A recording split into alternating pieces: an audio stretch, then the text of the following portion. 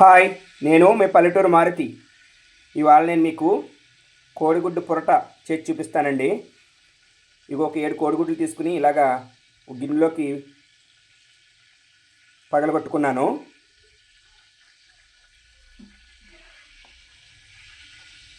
ఒక 4 ఉల్లిపాయలు, చిన్న ఉల్లిపాయలు చిన్న ముక్కలుగా కట్ చేసి పెట్టుకున్నాను. ఒక 2 పచ్చిమిరకాయలు చీరుకు పెట్టుకున్నాను. ఒక స్పూను జీలకర్ర, పొయ్యి మీద మూకుడు పెట్టుకుని ఆయిల్ వేడి చేసుకుంటున్నానండి. ఆయిల్ వీటెక్కింది. ఇప్పుడు ఇందులో జీలకర్ర వేసేద్దాము.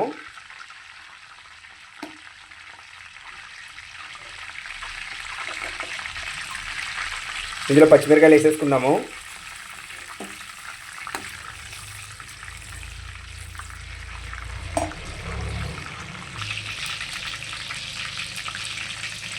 ఇందులోని చిన్నగా కట్ చేసి పెట్టుకున్న ఉల్లిపాయ ముక్కలు వేసేసుకుందాము.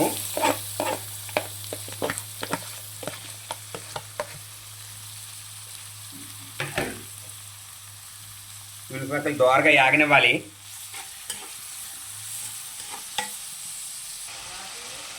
ఇప్పుడు ఇందులో ఒక స్పూన్ ఉప్పు వేసుకుంటున్నాను. ఉప్పు వేసుకుంటే త్వరగా వేగిపోతాయి ఉల్లిపాయ ముక్కలు.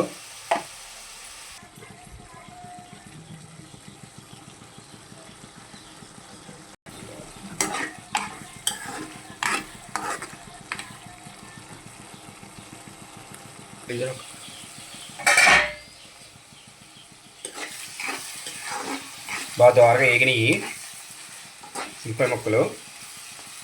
దోరగా వేపుకోవాలండి. ఇప్పుడు ఇందులో కోడిగుడ్లు వేసుకుందాం, కొట్టుకున్నాయి.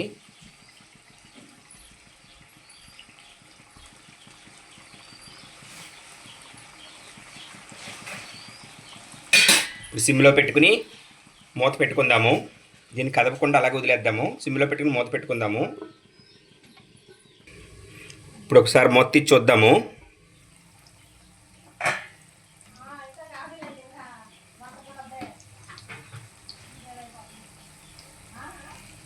ఒక చిటికెడు పసుపు వేసుకుందాము.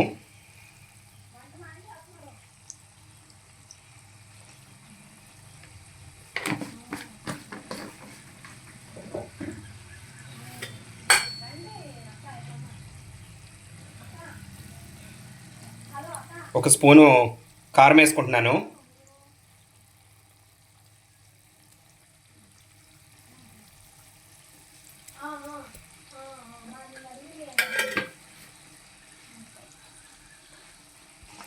ఇప్పుడు దీన్ని మనం నిదానంగా కలుపుకుందాము.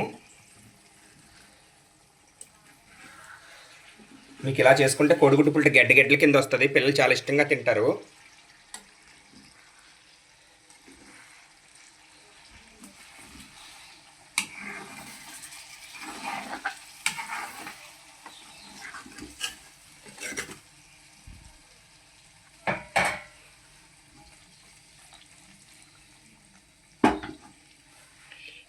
ఇంత సిమ్లో పెట్టుకుని మళ్ళీ మూత పెట్టుకుందాము.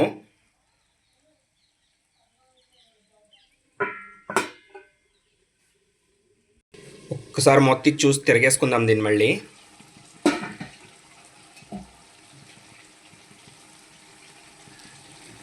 దీన్ని నిదానంగా కలుపుకోవాలి మళ్ళీ ఒక్కసారి.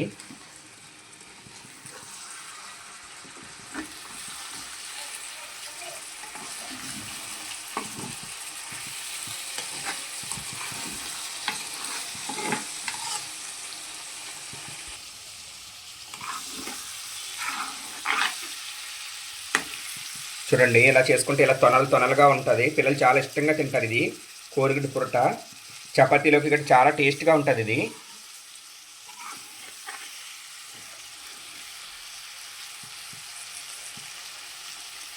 ఒక్కసారి ఉప్పు కారం చూసుకుందాం. ఇప్పుడు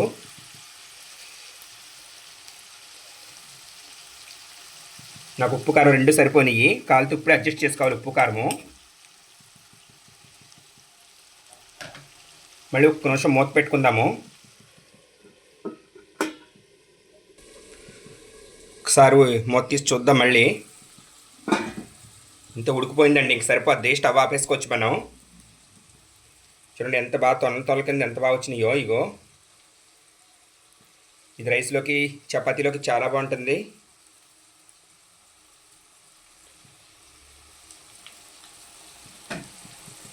స్టవ్ ఆపేసుకోవచ్చు.